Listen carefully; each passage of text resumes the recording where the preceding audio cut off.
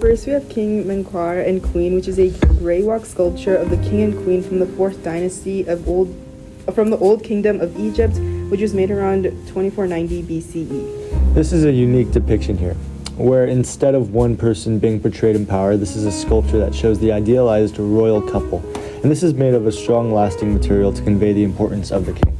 Yes, the king is portrayed as the ideal man and the queen as the ideal female, reflecting the perfection of the rulers. In ancient Egypt, sculptures of pharaohs and gods were made with long-lasting stones, such as greywacke, and made with metals to portray the importance and power of their leaders, implying that their power is eternal and everlasting. Sculptures that were not of pharaohs or gods were often made of perishable materials like wood, as seen in the seated scribe, signifying that they are not as important in society as the leaders and not as worthy.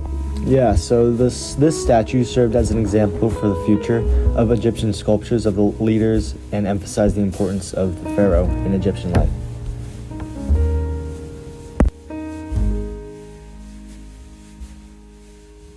Here's a different interpretation of power from a different culture from our museum, the Code of Hammurabi. The Code of Hammurabi is the Susian law code from the Babylonian period circa 1792 BCE. It is topped with the depiction of Shamash handing Hammurabi a ring and a scepter, objects that are traditionally associated with power and authority, making them powerful symbols of Hammurabi's role as a ruler. The collection of laws inscribed are on a basalt stele, which serve as a powerful symbol of Hammurabi's authority and the legitimacy of his rule. Interestingly, this sculpture and code's public display and the imagery on the stele emphasize that the laws were divinely inspired and enforced by the king, further solidifying his power. This work also shows the lasting impacts of themes of power that were seen during this time, as seen through the fact that the Code of Hammurabi influences extend beyond its own time and impacts on the legal systems and written laws to this day.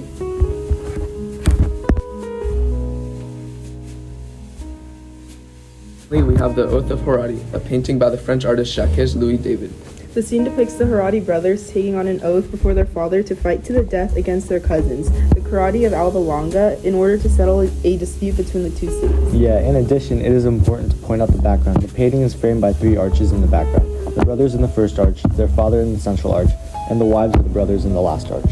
The tense form of the Haredi brothers, who have a strong resolve to fight for the city, contrasts to the slumped and almost defeated-looking women sitting towards the last arch, who will also have to face the consequences of the battle. In addition to this piece showing the power of the brothers and their upcoming fight to the death, the piece was made with the hope of instilling patriotism back into post-revolutionary France.